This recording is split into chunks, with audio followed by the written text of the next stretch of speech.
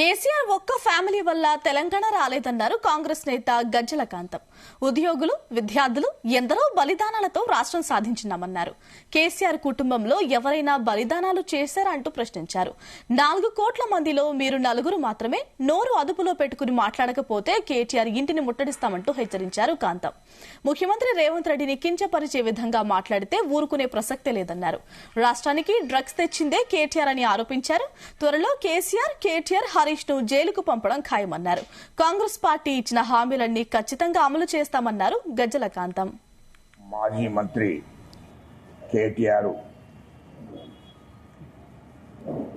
దొరగారు మాట్లాడే మాటలు, మరి దొరగారికి మతి స్థిమితం ఉందా లేదా, ఆయనను ఫస్ట్ హాస్పిటల్లో చూపిస్తే బాగుంటుందని చెప్పి వాళ్ళ కుటుంబానికి నేను సూచిస్తున్నా.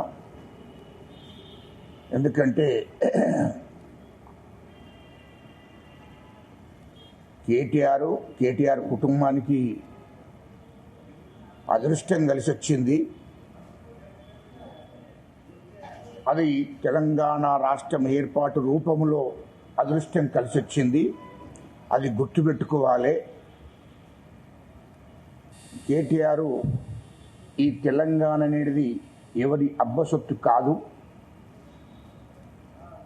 ఎందుకంటే నువ్వు ఇష్టం వచ్చినట్టు మరి తెలంగాణ రాష్ట్ర ముఖ్యమంత్రి శ్రీ గౌరవనీయులు రేవంత్ రెడ్డి గారిని నువ్వు మాట్లాడే మాటలు జర జాగ్రత్తగా మాట్లాడితే బాగుంటుందని చెప్పి ఈ సందర్భంగా నేను తెలియజేస్తున్నాను.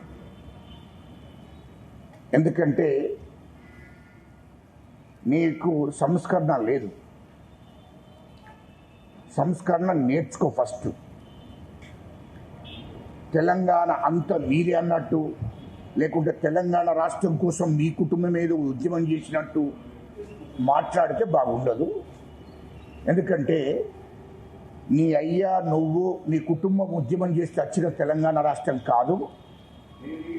అది గుర్తుపెట్టుకోవాలి. తెలంగాణ రాష్ట్రం ఏర్పాటు అనేది ఈ తెలంగాణ ప్రజలు చేసినటువంటి ఉద్యమం. అది తెలంగాణ రాష్ట్రంలో ఉద్యమకారులు చేసినటువంటి పోరాటం మూలంగానే తెలంగాణ రాష్ట్రం వచ్చింది. తెలంగాణ రాష్ట్రం ఏర్పాటుకు విద్యార్థులు, ఉద్యోగులు, కార్మికులు, కర్షకులు, తెలంగాణ 4 కోట్ల ప్రజలు ఉద్యమం